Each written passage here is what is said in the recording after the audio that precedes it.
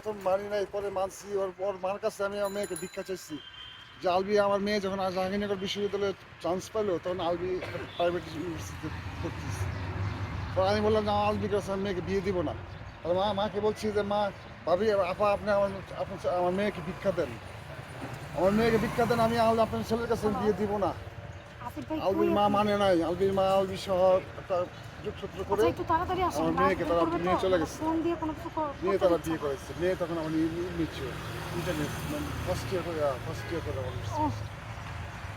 তারপরে মাইনে কি করবো, একটা সন্তান, আমার একটা সন্তান। তারপরে আমার সংসার, আমি চাইছি যে সংসার করুক ছেলে।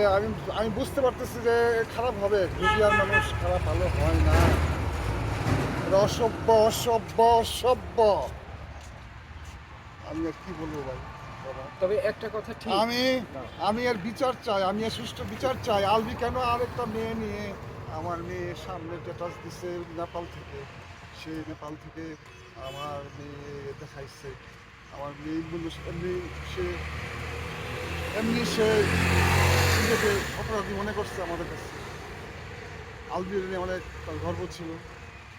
আলবি যদি সে এটা করছে, আলবি এই জন্য আমার মেয়ে খুবই দুঃখে, এবং আলবির পরিচয়, আলবির মার পরিচয় আমার মেয়ে আমি আর কি বলবো, আমি বিচার চাই আপনাদের সবার কাছে। আমার অনুরোধ, আপনাদের মাধ্যমে বিচার চাই, সুষ্ঠু বিচার চাই। সে দোষী হয়, আমি শাস্তি। আপনার মামলা হ্যাঁ, মামলা আমি যদি আমরা করব। এখনই ট্রাকে কোথায় নিয়ে যাওয়া হবে? এখন আমি আমার বাড়িতে নিয়ে যাবো। ময়মনসিংহ।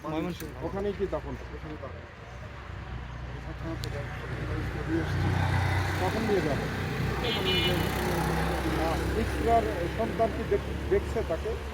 আমি জানি না, আসবে কি আদৌ? জানি না।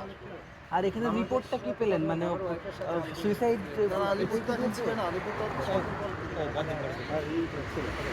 আপনার নাতি কি দেখছেন? আমি দেখি নাই, নিয়ে আসলে নিয়ে আসার কথা ছিল। ছিল, আমরা কথাবার্তা বলছি, বলছে যে ঠিক আছে নিয়ে আসতেছি। আমি স্টেটমেন্ট দিয়েছি, আমি থানার থেকে আমি আসছি। সকালে চলে গেছি। আলবি কি আসবে বাংলাদেশে দেখতে? আমি জানি না। আলবি ওর ছোট ভাই বলছে যে আজকে আসবে।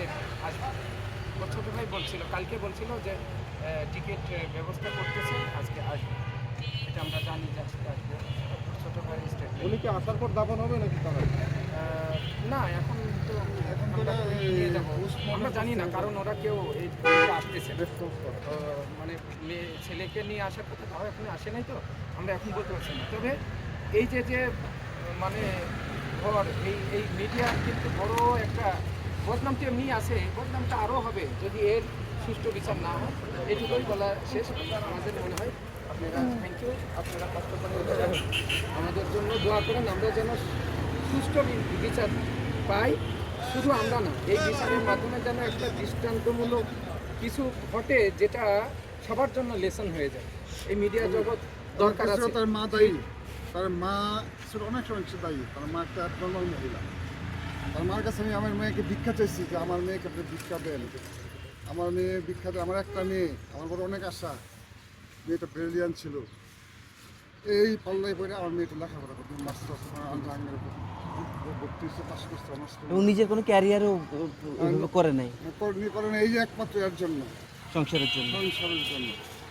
ঠিক আছে, আপনাদের ধন্যবাদ। আঙ্কেল, ওই যে কালকে কবে কথা হয়েছিল আপনার সাথে? কালকে কথা হয়েছিল না, আমার সকালে না, আমার সাথে সবশেষ মেয়ের সাথে আপনি না বললে?